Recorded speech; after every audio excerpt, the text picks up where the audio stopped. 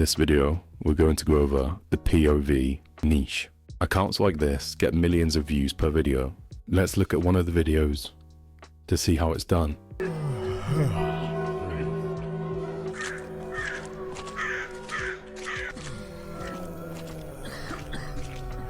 In terms of getting ideas for videos like this, you can use ChatGPT to your advantage. You can give ChatGPT this prompt and it will do all the work for you. So once that's loaded, you'll be left with 10 video ideas. All you need to do now is choose the one you want to do, and then we can move on to the next step. Once you've had a look through all of them and chosen the one you're most interested in, for this example I'm going to be using the black plate, you can write this prompt out and ChatGPT will give you a more detailed breakdown of each scene that you can include in your video. So within a minute, ChatGPT has finished your scenes and it has also optimized them for TikTok in the first person POV. In my opinion, this is the best way to make videos because you don't have to stress about anything yourself and ChatGPT handles the whole process. Now that you've done this, you are ready to move on to creating the images for your video. We can move on to the prompts for the images. So at this point, we can refer back to the scenes that ChatGPT made for us earlier. In scene 1, we want to wake up in a grimy medieval alleyway. However, instead of just typing this into Midjourney, there's a more accurate way we can get what we want. As you can see, when we type in this, it gives us these sort of results. However, this doesn't really look like you've woken up in an alleyway, it just looks like an alleyway. So we can ask ChatGPT to give us a more accurate description of what we're asking for using a prompt like this. Once that's loaded, we can go ahead and copy and paste that into Midjourney. Now that both images have loaded, we can really see the difference between using a detailed ChatGPT prompt and a normal prompt. Now that you have this image, you can use the upscale feature to make it even more HD. You can repeat this process for every image in your video until you're ready to move on to the next step. Now that we have all of our images generated, we're going to leave Midjourney and come on to Kling AI.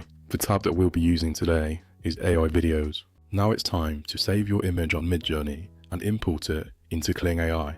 I'm using the image we generated earlier. Now that we've entered our image into the software, we're ready to put our prompt in and generate the video. To generate our prompts that we are going to input into Kling, we can use ChatGPT. In the same way that we did earlier for Midjourney, we can now copy and paste this but input it into Kling instead.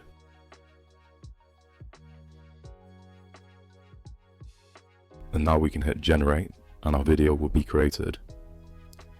Our video has now been generated. To download it, hover over the download tab and ensure you download without watermark. Otherwise, there will be a watermark in the bottom right hand corner. Once you've downloaded the video from Kling, select it and drag it into CapCut.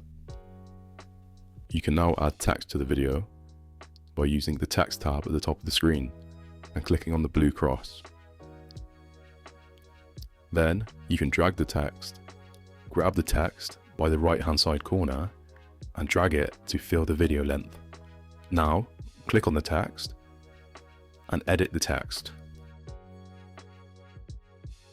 Once you've edited the text, you can reposition it and change the font size.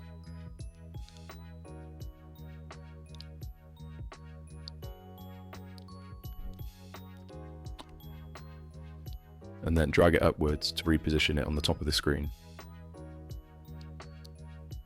Let's preview how our video is looking so far.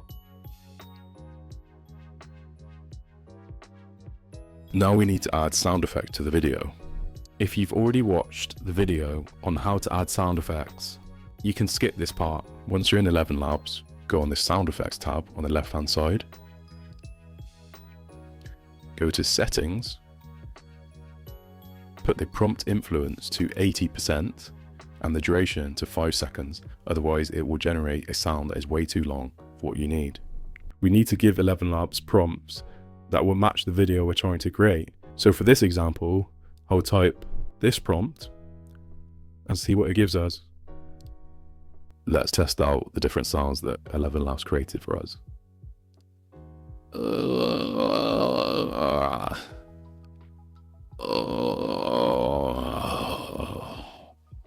Generation 1 is perfect, so you can download this on the right hand side and then following the same process as earlier, select it and drag it into the screen. You can then drag this to below the video where you want the sound to play. We need to add more than one sound effect to the video to give an immersive feel to the video, so we can generate different sound effects to add to the background. For example, a busy medieval street. Let's listen to Generation 4 to see if it's a good fit for the video.